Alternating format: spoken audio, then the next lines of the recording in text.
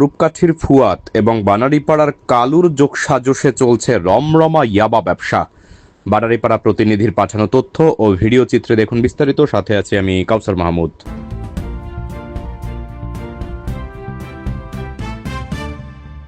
নেসারাবাদের মাদক ব্যবসায়ী ফুয়াত ও বানারীপাড়ার কালুর যোগসাজশে চলছে ইয়াবা রমরমা ব্যবসা।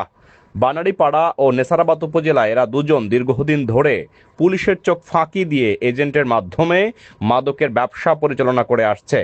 সম্প্রতি নেসারাবাদে ইয়াবাসহ গ্রেপ্তার হওয়া লিমনের স্বীকারোক্তি অনুযায়ী বানারীপাড়া বন্দরবাজার ব্যবসায়ী কালু ওরফে কালা চাঁদ পাল ওরফে কেসি পালের নাম জনসম্মুখে চলে আসে। খোঁজ নিয়ে জানা গেছে কালু, যিনি বানারীপাড়ায় একাধিক নামে পরিচিত, তার পিতার নাম মানিক পাল। তার বাড়ি বানারীপাড়া পৌরসভার ১ নং ওয়ার্ডের উত্তরপাড় গ্রামে।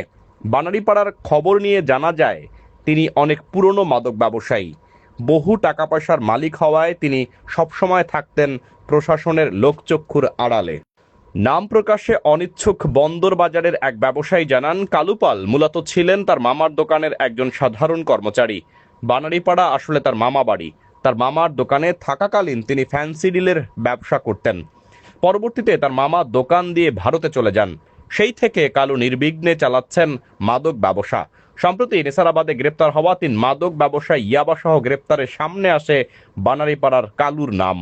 এরা দীর্ঘদিন ধরে ফুয়াত এবং কালু মাদকের ব্যবসা করে আসছে। উল্লেখ্য, গত ২৫ ফেব্রুয়ারি গোপন সংবাদের ভিত্তিতে নেসারাবাদ থানার এসআই রায়হান আহমেদ সোহেল এবং এসআই মনির খানের নেতৃত্বে স্বরূপকাঠি বাজার অটো স্ট্যান্ড এলাকা থেকে ইয়াবাসহ স্বরূপকাঠি পৌর শহরের জগন্নাথকাঠি গ্রামের মৃত আলী আকবরের ছেলে ৪০ বছর বয়সী মেহেদি হাসান ফুয়াত ও দক্ষিণ জগন্নাথকাঠি গ্রামের শাহ আলমের ছেলে মোহাম্মদ ইয়াসিন, যার বয়স ২১ বছর, এবং বানারীপাড়া পৌর শহরের ৩ নং ওয়ার্ডের মৃত আব্দুল হাইয়ের ছেলে ৩৪ বছর বয়সী লিমনকে গ্রেপ্তার করে। আটকের পর বানারীপাড়ার লিমনের স্বীকারোক্তি অনুযায়ী ওই মাদক ব্যবসায়ী কালুর কথা স্বীকার করেছেন। এ বিষয়ে কালুর সাথে যোগাযোগ করতে চাইলে তার ব্যবহৃত মোবাইল নাম্বারে ফোন দিলে নাম্বারটি বন্ধ পাওয়া যায়। উল্লেখ্য, মেহেদি হাসান ফুয়াত একজন প্রফেশনাল মাদক ব্যবসায়ী। এর নামে নেসারাবাদ থানায় একাধিক মামলা রয়েছে। তবে বানারীপাড়ার এই কালু টাকার জোরে প্রতিবারেই থেকে যায় প্রশাসনের লোকচক্ষুর আড়ালে। তবে এখন প্রশ্ন হলো, এবারও কি কালুপাল থাকবে লোকচক্ষুর আড়ালে? এদিকে বানারীপাড়ার সচেতন মহল কেসি পাল ওরফে কালাচাঁদ পাল বা কালুর কঠিন শাস্তি দাবি করেছেন।